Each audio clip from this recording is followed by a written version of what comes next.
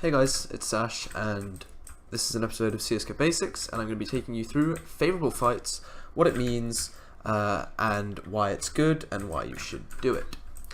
So, it's definitely a very obvious thing for most people, that playing somewhere like Forklift is going to be a favourable fight. The favourable part being they can only see your head, you can see their whole body.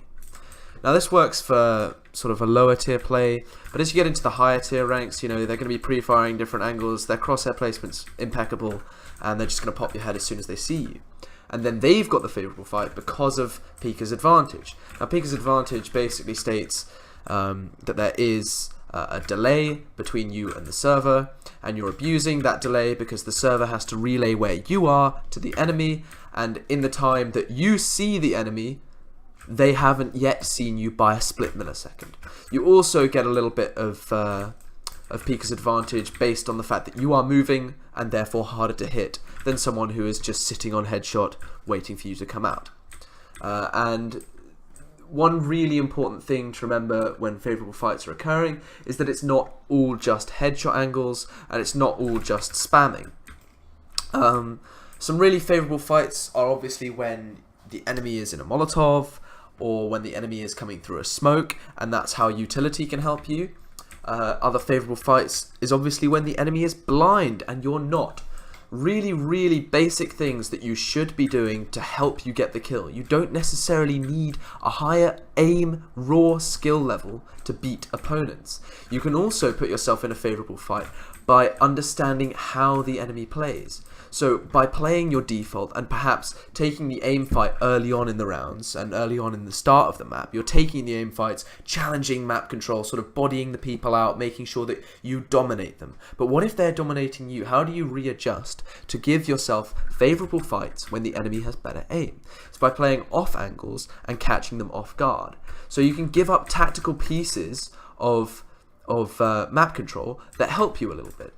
Now, basic, I guess you'd call it physics, is when you're close to an object, I can't see the guy, but he can definitely see the side of my body. Now this is a little bit of spatial awareness for you, is to understand where you should be holding, how you should be holding. So when you're jiggle peeking, you want to jiggle peek just a little bit of your body. That's why you see people jiggle peeking from close angles, because it jiggle peeks the most amount of things with only showing a little bit of your body. Whereas, if I jiggle peek from back here, I'm only jiggle peeking this little bit. I don't know if the guy could be standing here or not. Which is why people jiggle peek from up close, and then they'll generally go for a wide peek. But, based on the same scenario of jiggle peeking at a close angle, if you're trying to hold someone pushing you, and they're going to be walking in from a close angle, they can't see you if you're round the corner on the left, but you can most definitely see their body from here before they can see you. Now this is all about favourable fights and keeping the distance to your advantage to minimise Pika's advantage at the moment.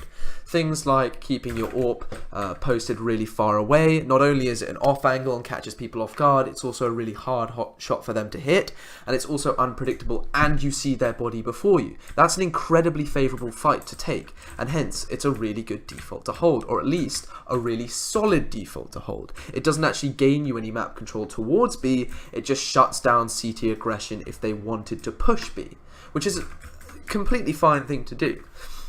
Now here's the issue, is favourable fights don't just stop there. It's all about how you want to fight the enemy that makes things favourable.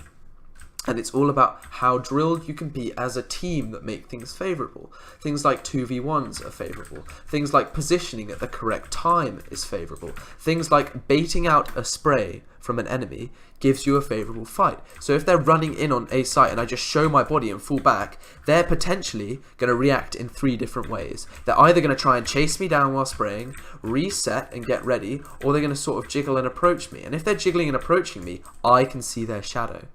A favourable fight for me because I can see them before they can see me.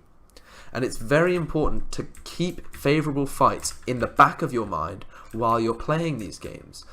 And secondarily, sometimes it's better to give yourself an unfavourable fight for the better of the rest of your team. This is what entry fraggers need to learn to do, and this is what entry fraggers do regularly. It's jump in through a smoke with a flashbang, half blind, and you're just making space for the rest of your team, making it favorable for the rest of your team by throwing away some of your life.